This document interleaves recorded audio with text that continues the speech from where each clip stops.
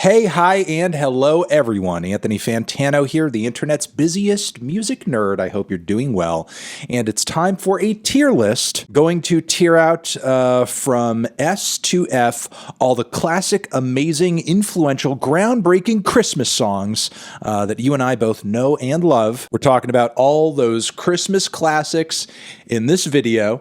And yeah, you're going to get some hot takes, some really hard-hitting opinions on those tracks from yours truly. All right, we are kicking things off with a classic, what everyone knows as the 12 Days of Christmas. Look, I'm going to say what everybody's been thinking about this track for a long time. 12 Days of Christmas, it's too many days. By the time I'm at like 8 maids of milking, I'm like, all right, we have enough. We have enough things. Plus, like, why so many birds on the list? Why so many birds? Like, I feel like if this person really kind of put thought into their gift ideas, there'd be more variety across the, spectrum here instead of just like one fowl after the next. There's no reason after 12 days of Christmas I should end up with 24 new feathered friends in my life. It's a lot of responsibility to lay on somebody in such a short amount of time. Like, I'm getting used to the turtle dove. Why am I now getting fucking so many geese a-laying? Then on top of that, 7 swans a-swimming. I have to maintain a water source for them now. I feel like this song is the gift that keeps not giving. This is like, classic, like, I'm getting you gifts that I would enjoy kind of syndrome, honestly. I'm feeling a D row on this track. This one is gonna be a D. All right, moving on next to another classic that is still listened to quite a bit to this day, but that would be Bing Crosby with White Christmas. Now, not really crazy about this song myself. You can kind of tell this track is from a different time, a bygone era, because, since the release of this track, newsflash, Christmas is now for everybody. It's not just for white people. The fact that they just used to openly voice biases such as these in popular song back in the day, frankly, to me is disgusting. Really kind of ruins any and all enjoyment you could get out of such a song. Christmas can and should be enjoyed by a wide spectrum of people. Just imagine Bing Crosby going insane, thinking of like non-binary people having a happy holiday. A nice Yuletide time, kiss under the mistletoe, a present under the Christmas tree. Okay, coming up next, we have Blade with Frosty the Snowman. Probably a modern classic. This is most likely the greatest Christmas song and recording of all time. Okay, next it is a cover song of the classic Chipmunks track, Christmas Don't Be Late, featuring Bryson Tiller and Pentatonics. Wow, what a crossover. What a combination on one track. Pentatonics, the YouTube vocal sensation, coming together with Bryson Tiller? Okay, I mean, yeah, if you want to. I guess it's a free country. This is America. You can, as Pentatonics and Bryson Tiller, come together and record a cover of Christmas Don't Be Late if you want to. You will not be jailed for the rest of your lives for doing so, even though I do think in a court of law there is like an argument to be made that maybe that should be the case. Maybe Congress could see their way to passing a law to prevent things like this from happening into the future. Honestly, I feel like if that does end up passing at some point, which I would support, I think any past covers of this track should be grandfathered in because I do love those Pentatonics. Big respect for the Pentatonics. I would like for this cover to be grandfathered in, and then all other covers of this song with similar personnel featured, that will suffer a great punishment. But this one, it's okay. We can leave it here. We can just kind of stop here societally. I think we've reached a peak here. I'm going to put this one over in the C row because when I see it, I get butterflies in my tummy. Okay, next, not the cover, but the original song itself, Alvin and the Chipmunks, Christmas Don't Be Late. In my opinion, mid, not a great song, really crappy Christmas song. Christmas happens at a certain time of year. It's set on our calendars without fail every time we enter a new calendar year. In fact, when you get a new calendar, you can fast forward all the way to December and see what day Christmas is coming. And no matter what happens, Christmas arrives on that day.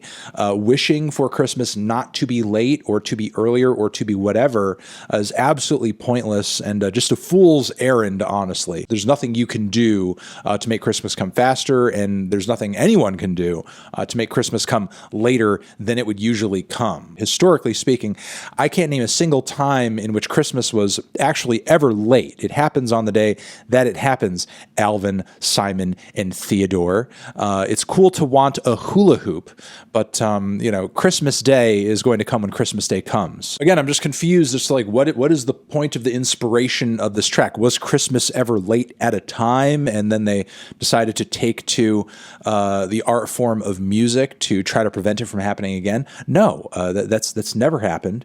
If they thought it ever happened, that would be a mistake, a misunderstanding on their part. And I don't really know what else to say. What about Here Comes Christmas, or Christmas is on Time? It's not like the Beatles wrote, please son don't be late.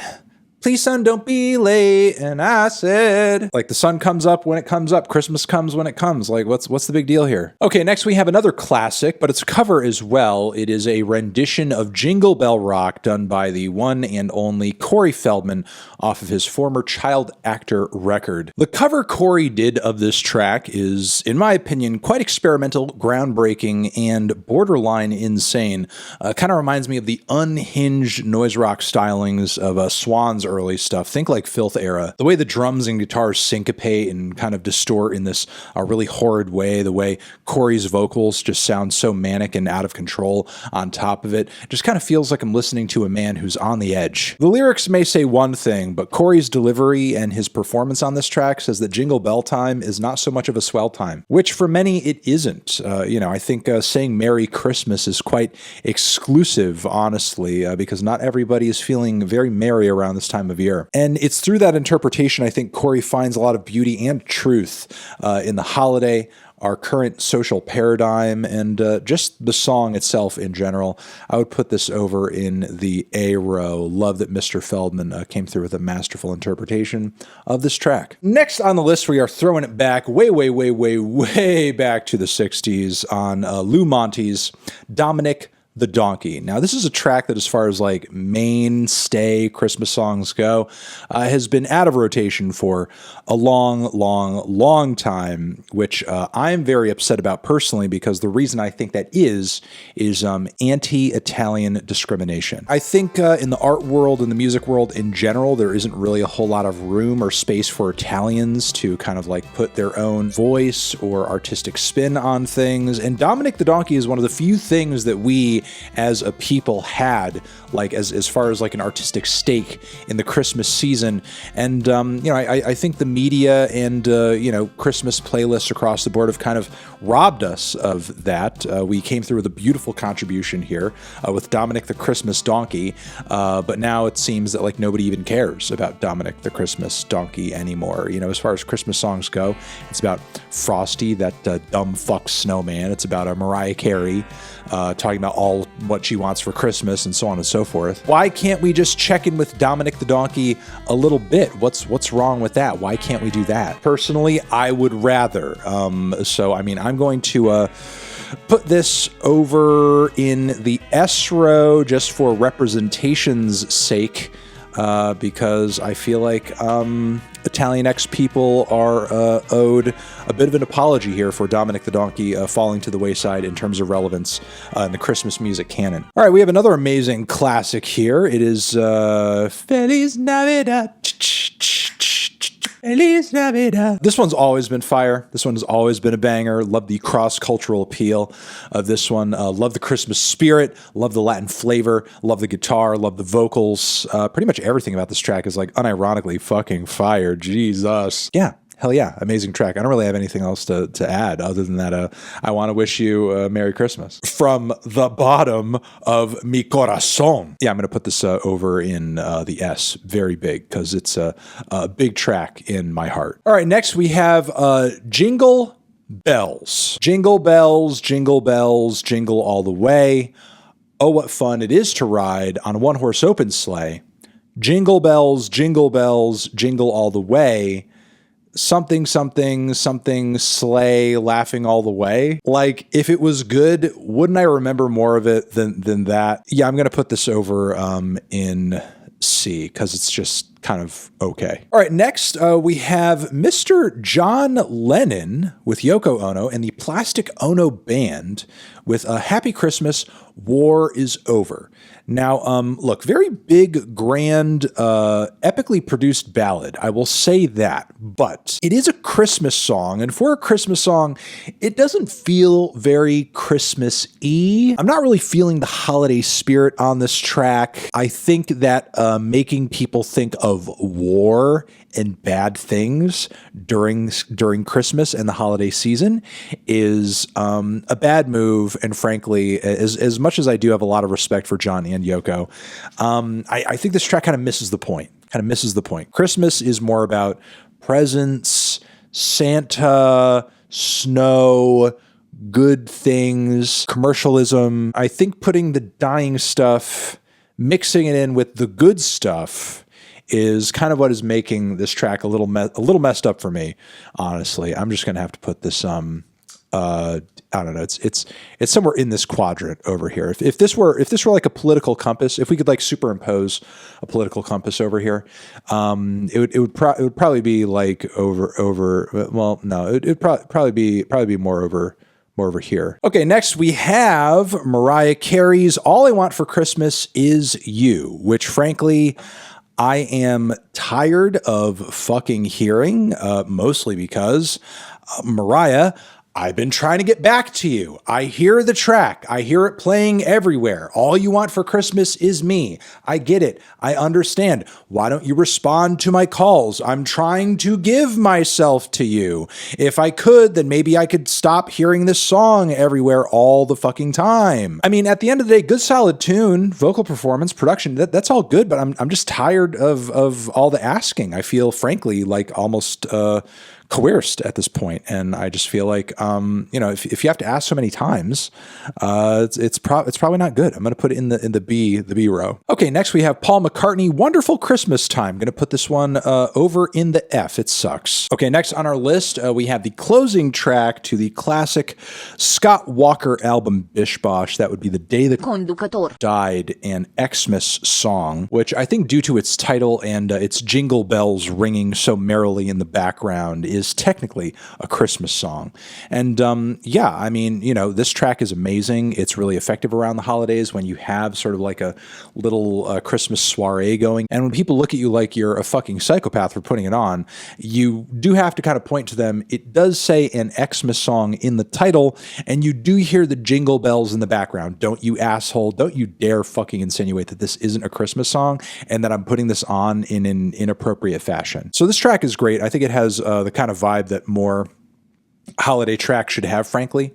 I'm going to put this over in the S and A section because it's super awesome. All right, next on our list, we have Mr. Frank Sinatra wishing us a merry little Christmas, which, I mean, nice instrumentation, good vocal performance from Frank as well, but I just find the track to be maybe a little bit too, not so much suggestive, but overt in its insistence that we have a merry little Christmas, even with its final line, and have yourself a merry little Christmas now, like right now at this very fucking moment, Frank. Why don't you have a merry little Christmas, okay, buddy? Worry about yourself. It's my holiday, and I'll figure out if and when I want to feel like having a merry little Christmas, okay? I just feel like you're doing a little bit too much here, and you need to back off and respect my space and my autonomy, and that you're coming on a little strong, buddy, and it's just not cool.